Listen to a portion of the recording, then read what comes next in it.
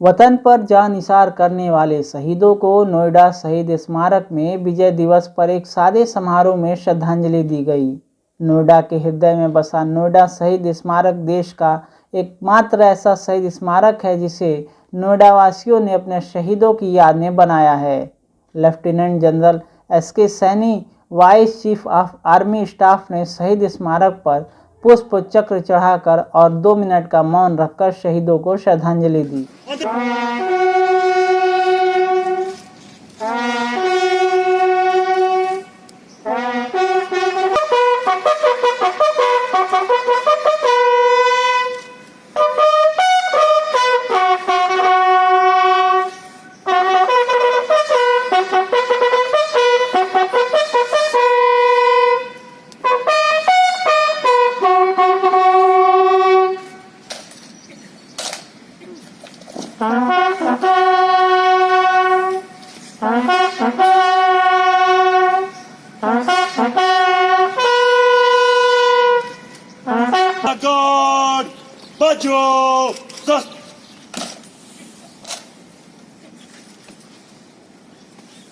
Corona महामारी की स्थिति को देखते हुए समारोह स्थल में पूरी तरह सोशल डिस्टेंसिंग का ध्यान रखा गया और कोविड के नियमों का भी पालन किया गया।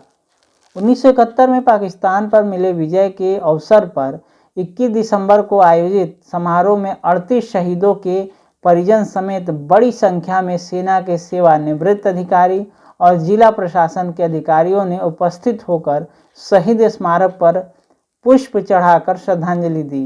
इस अवसर पर जनरल सैनी ने कहा कि आज मैं जब आप लोगों को संबोधित कर रहा हूं, इस वक्त हमारे सेना के जवान बर्फीली पहाड़ियों पर विषम परिस्थितियों में देश की सीमाओं की रक्षा करने में जुटे हैं और अपने देश पर जानिसार करने के लिए उसी प्रकार तत्पर हैं जिस प्रकार ये शहीद देश के लिए हो गए।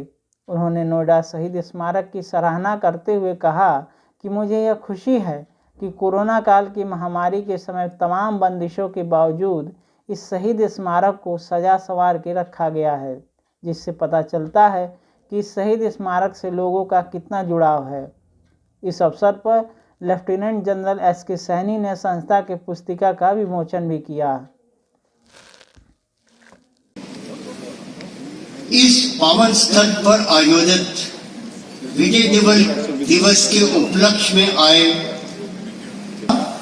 और मेरी साथी कमेंटेटर मंजू रॉय अपनी ओर से और शहीद स्मारक संस्था की ओर से दिवस के संदर्भ में पूर्ण रूप से परिचित है, जो 16 दिसंबर को we are celebrating today in Noida.